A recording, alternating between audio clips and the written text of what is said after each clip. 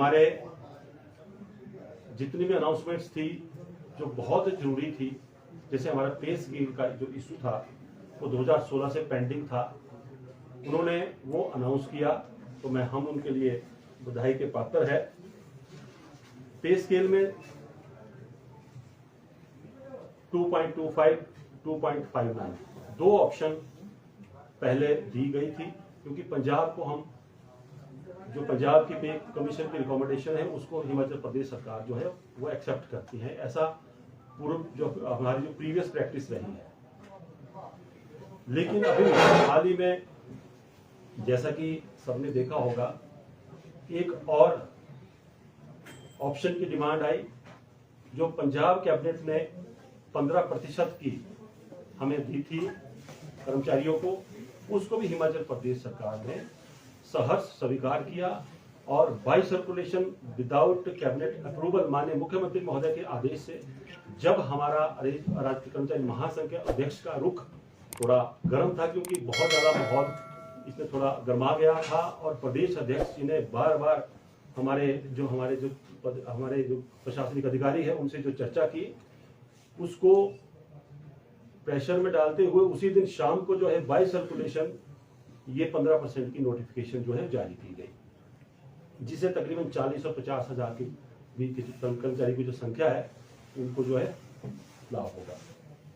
इसके बाद राइडर का इशू है, बार बार आप लोग सोशल मीडिया के माध्यम से भी देखते होंगे, मीडिया के माध्यम से देखते होंगे, राइडर के लिए प्रदेश राज्य कर्मचारी महासंघ जो है वो दिन रात काम कर रहा है। राइडर का जो इशू है उसके लिए अभी 2-3 दिन पहले एनजीओ भवन हमारे जो प्रदेश का जो हमारा कार्यालय है, माननीय अध्यक्ष जी से मिलने 500-600 के आसपास के कर्मचारी आए थे, सभी जिलों के। मना करने के बावजूद भी उन्होंने वहां पर वो पहुंचे थे, तो वो माननीय अध्यक्ष जी से मिले थे। अध्यक्ष जी ने भी आश्वासन दिया है और हम जिला की तरफ से भी पूरे आश्वस्त है कि वो जितना भी हो सके, जितनी जल्दी भी हो सके जो राइडर की समस्या है उसका समाधान करे और प्रदेश सरकार से जो भी हमारे कर्मचारी वंचित है इस स्केल को लेकर उसको जो है पूरा करे। लेकिन अभी लड़ाई खत्म नहीं हुई है, क्योंकि हमारा जो एनजीओ फेडरेशन का मेन जो मुद्दा है वो है कि हमारे जो ओपीएस है उसको बहाल किया जाए। तो इसके लिए हम लोग प्रयासरत है और हमारा जो प्रदेश का नेतृत्व है वो भी प्रयासरत है। हम ओपीएस को जो है बहाल करवाएंगे, पूरी हमारे एक इसमें हम प्रतिबद्धता है। और उसके बाद माननीय मुख्यमंत्री महोदय के वो शब्द हमें याद है, माननीय मुख्यमंत्री महोदय ने कहा था कि इसके बाद जो भी कर्मचारियों को कोई कमी लगती है उसको भी पूरा किया जाएगा। किसी भी कर्मचारी को वित्तीय जो लाभ है वो ना मिले, ऐसा हम नहीं चाहते। और माननीय मुख्यमंत्री महोदय ने वो उसको जो है कार्यान्वयन के लिए डायरेक्शन दी है सेक्रेटरी फाइनेंस को। बहुत सारे लोगों को, हमारे जो पेंशनर थे 2016 के बाद के, उनको जो पेंशन का तोहफा भी मिला और रिवाइज पेंशन उनको अभी थोड़े दिन में नोटिफिकेशन जारी होने वाली है। मांगे जो है हमारी वो अभी पूरी नहीं हुई है। मांगे, डिमांड्स आर एंडलेस, क्योंकि निरंतर प्रक्रिया है, चलनी चाहिए, चलती भी रहती है।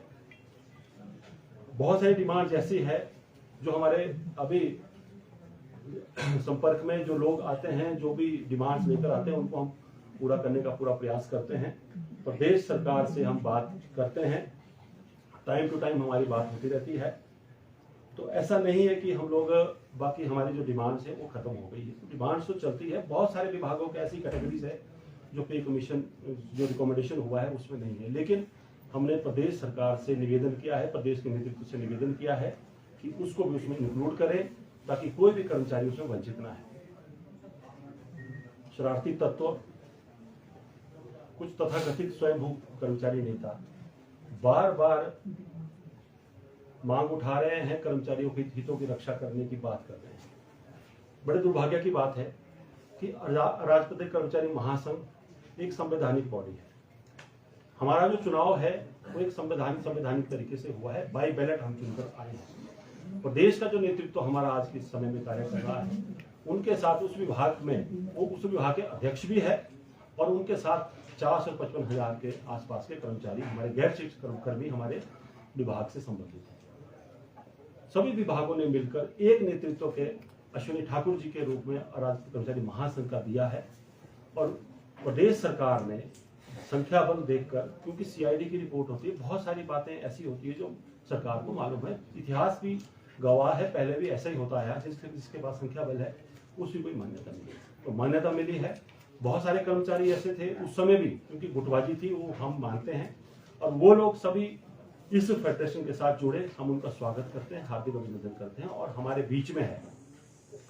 लेकिन कुछ कर्मचारी भ्रांतियां फैला रहे कर्मचारियों में और सरकार के विरोध में भी कार्य कर रहे हैं। बड़े दुर्भाग्य की बात है कि जो सरकार एक इतने ढंग से बढ़िया तरीके से कार्य कर रही है और कर्मचारियों के हितैषी होने का बार बार जो है परिणाम दे रही है, उसके लिए कोई आवश्यकता नहीं है कि फालतू में इस तरह की बातें करें।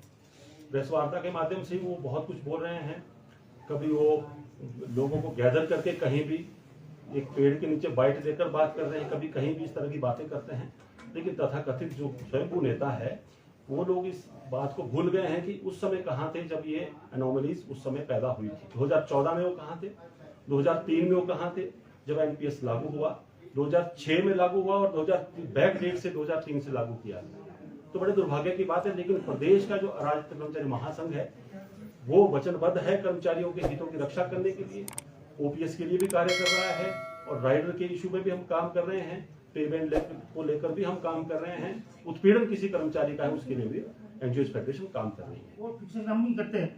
तो मामला ये है कि जो आपको नुकसान हुआ वो नुकसान 2 वजह से हुआ, 2 ईयर का राइडर से और 4/9/14 से।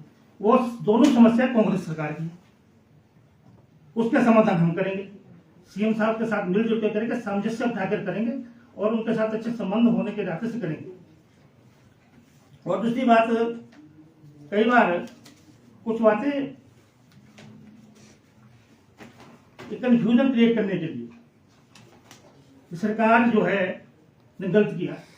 क्या गलत किया? ये अश्विनी ठाकुर को मान्यता देगी। गंगा सिंह ठाकुर और लक्ष्मी सिंह मुछान जी के मामले में माननीय सुप्रीम कोर्ट का एक वर्डिक्शन है कि सरकार जिसको मान्यता देगी उसी के साथ जेसीसी होगी, या गवर्नमेंट का डिस्क्रिप्शन है। Since NGO not registered organisation, ये फेडरेशन है, 90 डिपार्टमेंट ऑर्गेनाइजेशन का फेडरेशन है और ये फेडरेशन जो है उस फेडरेशन को गवर्नमेंट मान्यता देगी, उसी के साथ जेसीसी होगी। ऐसा वर्डिक्शन माननीय सुप्रीम कोर्ट का गंगा सिंह ठाकुर और लक्ष्मी मुछान के मामले में है। ये बात बार बार रिपीट करने की गलत तरीके से हुआ है, गलत तरीके से हुआ। एक तो ये चीज ध्यान में रहनी चाहिए कि ये प्रॉपर जो गवर्नमेंट की डिस्क्रिप्शन है तो बात वैसा ही हो रहा है। और ये ठीक है कि कुछ समस्या जैसे विनोद जी ने कहा कभी पेंडिंग है, चल रही है और हमें पूरा विश्वास है इस सरकार के कालखंड में ही, कार्यकाल में ही, वो हमारा जो 62 सूत्रीय मांग पत्र था तो 100-150 मांगे पड़ी थी सब डिमांड्स को लेकर, वो सारी डिमांडें रिजोल्व कर देंगे। पे स्केल का जो भी इश्यूज है उस इश्यूज को भी सेटल करवाएंगे, गवर्नमेंट के साथ अच्छे संबंध बनाकर करवाएंगे और बिना मतलब को वहाँ करके बनाएंगे। और जो पूर्व सरकार की खामियां है उसको भी ठीक करवाएंगे। आज मैं जिला शिमला के अध्यक्ष होने के नाते ये भी आपके माध्यम से कर्मचारियों को सूचना देना चाहता हूँ कि जिला शिमला का मांग पत्र भी शीघ्र डीसी साहब को दे दिया जाएगा। हमारा 24 सूत्रीय मांग पत्र है, उस मांग पत्र में जो हमारी इश्यूज है, लोकल इश्यूज है, उस इश्यूज को भी रिजॉल्व करने के लिए पूरा प्रयास किया जाएगा। और जो प्रदेश का मामला है वो चल रहा है, अच्छा चल रहा है। और कोई इसके बारे में और आपको हमें पूछना तो प्लीज वो आप पूछ सकते हैं, जितना हमारे पास होगा आपको